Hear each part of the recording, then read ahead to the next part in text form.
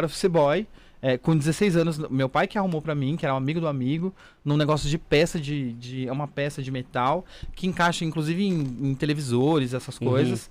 E eu ficava montando isso numa caixa e fazia entrega, eu e mais um rapaz. E quando eu tinha que fazer entrega de pequenas porções, de pequenas quantidades, eu tinha que ir lá levar. Eu tinha 16 anos, não sabia, assim, direito, eu tava totalmente perdido. E lá tinha um cara, assim, de acho que uns 18 anos que trabalhava na fábrica, porque a fábrica era do lado, e ele ficava dando em cima de mim. E, tipo, eu não entendia, assim, sabe? Tipo, eu ficava meio que... Ai, quero, mas não quero, não posso. Ai, para! Você passou por essas confusões? Passei. E era doido, porque o cara tomava banho lá. Eles tomavam banho. É tipo fábrica de peça, de metal. Então eles sujavam todos e eles tomavam banho. Tomava banho de graxa, sabe? Né? E eles limpavam a graxa. E aí tinha um banheiro. E aí eu lembro que ele tomava banho de porta aberta. Ele falava assim, ai, vem aqui, Rodrigo, pega graxa aqui. antiga vaselina. E eu, não posso. E como foi pra você? Eu sou uma menina virgem. Como foi pra você se entender? Você falou que passou por essas confusões, foi nesse período aí. E em que momento você parou, refletiu, se entendeu? E a partir do momento que você se entendeu, como foi você conversar com as pessoas em volta de você? Porque eu imagino que tenha sido um choque de você olhar pra sua família e falar assim, ó, eu não vou dar pra você o que você esperava. Como filho. Eu acho que, só complementando isso, tá? De verdade agora, sem zoeira. É assim, nesse momento que foi também essa... Pra família, você... Na verdade, eu sempre soube que eu sim, era. Isso sim. Sempre soube, eu sempre me entendi quanto homem gay, só que, tipo, a gente vive numa sociedade tão machista e tão egocentrista, tão... não é nem religiosa, fundamentalista. Então a gente vive essas coisas dentro da sociedade que faz com que a gente se feche dentro do nosso próprio armário. Porque pra sociedade a gente já tá fora do armário. Sim. As pessoas olham e falam, você tem um jeitinho assim, então você é gay. Sim. Então pra sociedade já sabe. O problema é sair do seu próprio armário. Então eu sempre soube. Eu namorei meninas, eu transei com meninas, eu ficava com meninas, até os 18 anos. Ai, uma coisa muito molhada, assim, sabe? Sabe frango quando tá descongelando? Ah, louca, né? Aquela baba, sabe aquele quiabinho? Sabe, sai assim. Ainda bem que eu não vou precisar levantar agora. O Rodrigo, precisa de menos detalhes, tá? Porque senão não você vai converter dois, vai. Vai, continua. Aí senão o Caes duro aqui, ó. Aí... Meus clientes hoje não vão me abandonar. E aí, foi com 18 anos quando eu perdi minha virgindade, né? Eu perdi com 18 anos e eu perdi transando com um homem e com uma mulher. Com os dois juntos. Caralho, você é um combo, viado? Uma surubinha, eu comi os dois. Linda. Não tava fazendo nada? Eu não tava fazendo nada, eu falei, já tinha comido a menina comeu todo mundo. E aí foi aí. E aí daí eu ficava nessa nuance, eu ficava com homens e mulheres, mas no homem eu só beijava. Eu tive uma relação sexual, que foi a primeira, e depois eu só beijava homens, depois só com mulheres, de novo. Na verdade, eu com 18 eu perdi... homens e só... com 18 eu perdi minha virgindade com os dois, e depois eu continuei só tendo relações com mulheres, não com homens. Tá bom. Só beijando. Você foi em doses homeopáticas. Só fui beijando homem. Tá bom. E aí, quando eu tinha 19,5, assim, um ano e meio depois, aí eu falei pra minha mãe que eu era gay mesmo, que eu não era bissexual, que eu tinha me assumido quanto bi. Tá. Mas eu falei, não sou bi, eu sou gay mesmo. E aí minha família ficou em choque, desacreditada. E aí eu reentrei dentro do meu armário e continuei vivendo normal, como se nada tivesse acontecido. Só que aí com 20 eu falei, foda-se. Não. Quer me aceitar assim, aceita. Quer não aceitar, aceita e foda-se. E aí fui viver minha vida gay. Comecei a viver minha vida gay com 20 anos mesmo, assim, de sair, de ir pro rolê. Assim, com 17 pra 18 eu já saía, assim. Sim. Eu ia pra alguns rolezinhos gays, assim, mas eu ia com os meus amigos gays, mas eu sempre ia com menina. Então, mas com 19, 20 foi efetivamente quando... E sua família, ela, como você disse, não aceitou de primeira, né? A minha avó e minha mãe ficou mais em choque, assim, mas no dia seguinte tava tudo bem. Nada aconteceu. A minha tia virou um pouco a casaca, assim, ficou bem brava. Sua tia? Minha tia. Porque a gente morava eu, minha mãe, minha tia e minha avó. Eu costumo falar pra minha mãe que tia só vale pra encher o saco. A tia ficou com medo dele roubar o tio, minha né? Tia... Não, minha tia, a minha tia era a minha melhor amiga na época, Tá. assim, desde a adolescência, infância. Eu ajudei, inclusive, eu ficava com a minha prima, porque minha tia teve cesárea, então eu não conseguia. Então, eu era muito próximo da minha tia. Tá. Então, ela ficou muito em choque quando eu falei. E ela não aceitou muito bem, não. Aí foi triste, assim, foi uma fase bem ruim. Mas isso passou?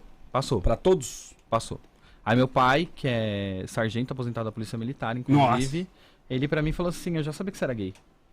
Eu prefiro você gay do que um bandido, do que um marginal. É isso. E... Aplausos pro pai. Por favor, desculpa. Ó, eu vou falar pra você, eu fui criado por policial militar e eu sei o quanto esses caras são cabeça dura, meu irmão. Assim, eu conheci muitos policiais militares e todos eram muito, sabe? Eu conheci uns também, bem cabeça dura. Bem cabeça dura. Mas é muito legal ver que dentro dessa corporação e desse meio tão... Não, os amigos do meu Filha da pai puta. são incríveis, assim. Eu frequento... Eu levo meu namorado, inclusive, em festa de família, normal, assim. Eles perguntam, a gente estava numa roda de conversa, assim, e meu pai, ele é de uma religião também diferente, né? Não sei... Pode falar, pode. Não sei nem se eu posso falar. Pode, aqui não tem amarra, meu amigo. É candomblé? Não, meu pai é maçom. Ah, mas você é nós somos sobrinhos. Somos sobrinhos. Somos primos, né? Primos, Seu pai também? Sim. Então, e é muito incrível, assim, porque eu zoo muito eles, assim, brinco muito. Então, um dos caras lá da maçonaria tava de tênis olímpicos. Falei, você não é maçom? De olímpicos? Faz favor. Tá tirando, né? Faz favor. E aí a gente brinca, assim, então é muito tranquilo, assim, a minha relação com meu pai...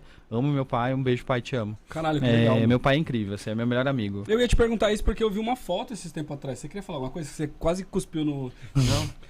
Não? Não, eu me perdi. Tá bom. Meu pai é meu melhor amigo. Eu vi uma foto de vocês na praia, assim, muito maneira, assim. Eu falei, caralho, que legal, velho. Eu fico muito mexido, assim. Eu tenho uma história de pai, assim, meio complexa. Mas aquele na foto não era o pai dele, não. O namorado dele que é velho mesmo.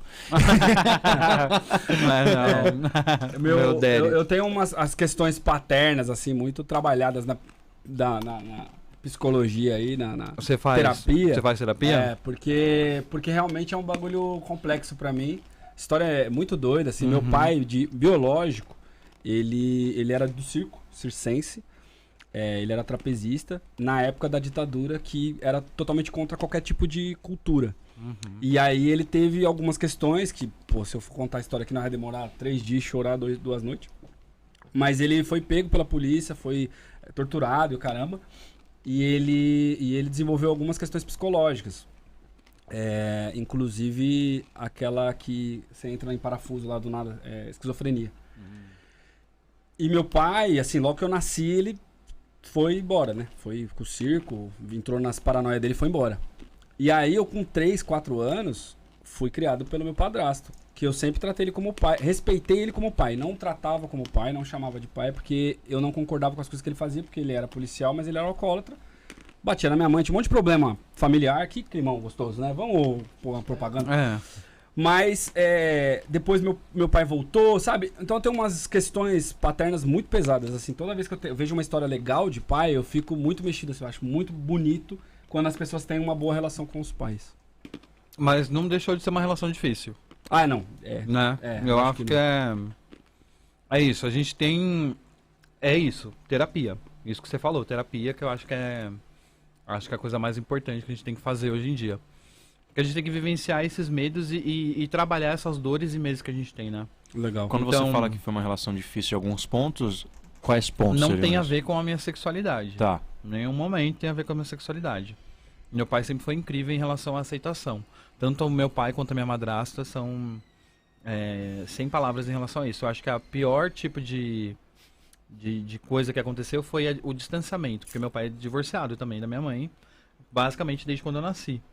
Só que eu via meus amigos da escola, via nessa adolescência, nessa infância, o papel de pai representado pelo meu padrasto também. Que me levava pro futebol, que me levava pra comprar brinquedo, que comprava brinquedo pra mim e pra minhas irmãs, que não era nem pai da gente, e fazia esse papel. Então eu sentia muito falta do meu pai. Mas eu entendo que meu pai, porque ele trabalhava, porque ele tinha a vivência dele, ele precisava evoluir quanto pessoa. Então, é esse tipo de coisa.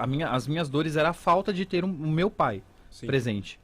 E coisas que eu conquistei ao longo do tempo, porque aí o tempo vai fazendo com que você comece a entender e valorizar coisas, né? Porque a gente na adolescência a gente não valoriza. A gente não quer nem saber dos pais, a gente não quer nem saber. Então, hoje em dia, a gente fez uma viagem aí, meu pai, que inclusive rendeu um texto sobre essa viagem. Que maneiro. Foi incrível, que o pessoal achava que ele era meu sugar daddy. E ali foi um momento da gente colocar em pauta todas as dores, tanto minhas quanto dele. Porque a gente endeusa nossos pais e a gente não percebe que eles também têm sentimentos, que eles também têm dores, que eles também têm sensações, que eles também não querem fazer coisas, que também eles querem amar, que também eles querem gostar, também não gostam de coisas. A gente esquece isso dos nossos pais. Entendeu? É a mesma coisa você falar assim, imagina seu pai e sua mãe transando. Não, credo. Como assim? Eles não transam.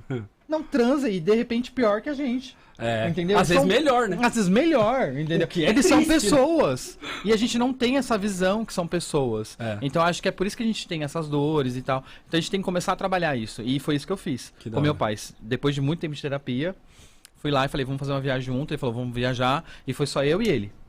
E a gente ficou 7 dias na Bahia, em Porto Seguro. Foi aí que a gente colocou os pingos nos is, assim. E hoje em dia, meu pai é uma pessoa que eu falo assim, pai, tô com um problema no meu pau aqui, aconteceu tal coisa. Ele fala, vamos no médico? Você quer que eu te leve no médico? Tipo, ele não tem problema nenhum. Não que da hora ter problema no pau, desculpa, não, mas você entende. A relação. A minha relação com meu pai é maravilhosa.